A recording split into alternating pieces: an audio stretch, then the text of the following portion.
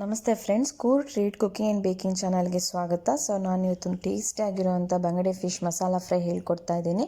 So ಚೆನ್ನಾಗಿ clean ಮಾಡಿ ಇಟ್ಕೊಂಡಿರೋವಂಥ ಬಂಗಡೆ ಫಿಶ್ಗೆ ಈ ಥರ ಕಟ್ಸ್ ಹಾಕ್ತಾ ಇದ್ದೀನಿ.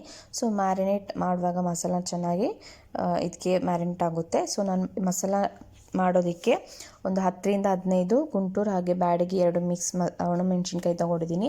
ಇದಕ್ಕೆ ಒಂದು 2 ಟೇಬಲ್ ಸ್ಪೂನ್ ಕೊತ್ತಂಬರಿ ಬೀಜ, ಒಂದು 7ರಿಂದ 8 ಹೆಸರು ಬೆಳ್ಳುಳ್ಳಿ, 1 ಇಂಚು ಶುಂಠಿ, ಓಂಕಾಳು ಒಂದು ಸ್ವಲ್ಪ ಕರಿಬೇವು ಸೊಪ್ಪು, ಉಪ್ಪು, ನಿಂಬೆ ರಸ ಅಥವಾ ಹುಣಸೆಹಣ್ಣಿನ ರಸ ಕೂಡ ಆ್ಯಡ್ ಮಾಡ್ಕೋಬೋದು ನೀವು. ಇದನ್ನ ಚೆನ್ನಾಗಿ ಗ್ರೈಂಡ್ ಮಾಡಿಕೊಂಡು ಚೆನ್ನಾಗಿ ಈಗ ಫಿಶ್ ಮಸಾಲ ಹಾಕ್ತಾಯಿದ್ದೀನಿ. ಹಾಗೆ ಇದನ್ನ ನಾನು 1ರಿಂದ 2 ಗಂಟೆ ಮ್ಯಾರಿನೇಟ್ ಮಾಡಿದ್ರೆ ಫ್ರಿಜ್ಜಲ್ಲಿ ಇಟ್ಕೋತೀನಿ. ಸೊ ಮ್ಯಾರಿನೇಟ್ ಆದಮೇಲೆ ನಾನು ಫ್ರೈ ಪ್ಯಾನಿಗೆ ಕೊಕೊನಟ್ ಆಯಿಲ್ ಅಥವಾ ಕುಕ್ಕಿಂಗ್ ಆಯಿಲ್ ಕೂಡ ಯೂಸ್ ಮಾಡ್ಕೋಬೋದು. ನಾನಿಲ್ಲಿ ಕುಕ್ಕಿಂಗ್ ಆಯಿಲ್ ಯೂಸ್ ಮಾಡ್ತಿದ್ದೀನಿ. ಸೊ ಇದು ಮೀಡಿಯಮ್ ಫ್ಲೇಮಲ್ಲಿ ಫ್ರೈ ಆಗಲಿ. ಹಾಗೆ ಸ್ವಲ್ಪ 2 ಕಡೆ ಫ್ರೈ ಆದಮೇಲೆ ಉಳಿದಿರೋವಂಥ ಮಸಾಲ ಏನಿದೆ ಅದನ್ನು ಚೆನ್ನಾಗಿ ಪ್ಯಾನಿಗೆ ಹಾಕ್ಕೊಂಡು ಚೆನ್ನಾಗಿ ಫ್ರೈ ಮಾಡಬೇಕು. ಸೊ ಆಯಿಲ್ ಕಮ್ಮಿ ಇದ್ದರೆ ಸ್ವಲ್ಪ ಬೇಕಾದರೆ ಆ್ಯಡ್ ಮಾಡ್ಕೊಳ್ಳಿ, ಇಲ್ಲಾಂದರೆ ಅದೇ ಆಯಿಲಲ್ಲಿ ಫ್ರೈ ಮಾಡ್ಕೋಬೋದು. ಸೊ ಕಲರ್ ಚೇಂಜ್ ಆಗಬೇಕು. ಸೊ ಚೆನ್ನಾಗಿ ಫ್ರೈ ಆಗಿರುತ್ತೆ.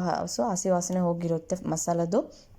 ಚೆನ್ನಾಗಿ ಫ್ರೈ ಆದಮೇಲೆ ಇದಕ್ಕೆ ಸ್ವಲ್ಪ ಕರಿ ಲೀವ್ಸ್ ಕೂಡ ಆ್ಯಡ್ ಮಾಡಿ, ಹಾಗೆ ಫ್ರೈ ಮಾಡಿ ಇಟ್ಟಿರೋವಂಥ ಫಿಶ್ನೂ ಸ್ವಲ್ಪ ಆ್ಯಡ್ ಮಾಡಿ ಒಂದು 2 to 3 ಮಿನಿಟ್ಸ್ 2 ಕಡೆ ಸ್ವಲ್ಪ ಫ್ರೈ ಮಾಡಿದರೆ ರೆಸಿಪಿ ರೆಡಿಯಾಗಿರುತ್ತೆ.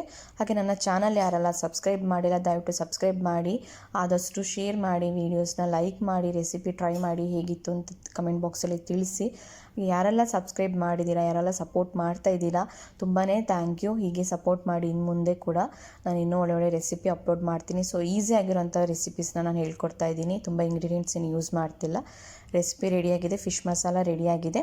ನೀವು ಕೂಡ ಟ್ರೈ ಮಾಡಿ, ಕಮೆಂಟ್ ಬಾಕ್ಸಲ್ಲಿ ತಿಳಿಸಿ ಹೇಗಿತ್ತು ಅಂತ. ಸೊ ಇದು ಚೆನ್ನಾಗಿ ಬಾಯ್ಲ್ ಆಗಿದೆ, ನೋಡ್ತಿರ್ಬೋದು. Thank you for watching my YouTube channel.